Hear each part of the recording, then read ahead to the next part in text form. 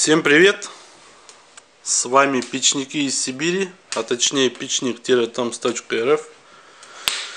Закончили печь, каминопечь, печь-камин, кому как угодно, но суть не меняет. Запустили, поставили трубу. Вот. Использовали верхний рожек, сейчас запустили. Сейчас видно, что камин или печь-камин работает в режиме камина. Ничего не подхлапывает, все очень хорошо.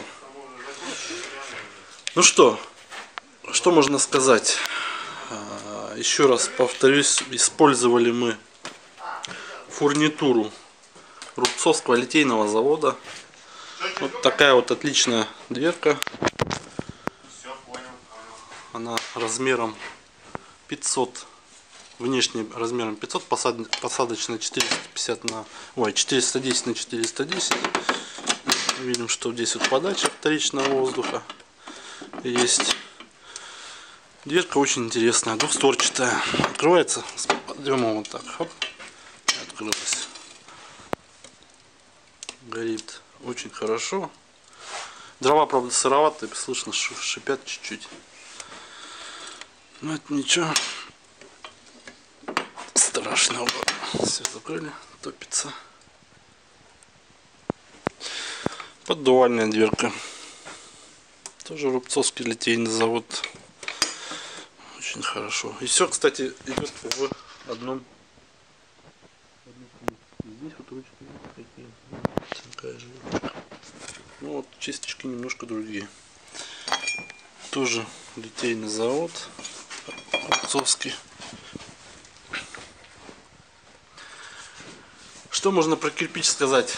Кирпич наш, томский, нашей обработки. То есть сами мы обрабатываем, делаем вот эти вот радиальные углы, делаем и шлифуем.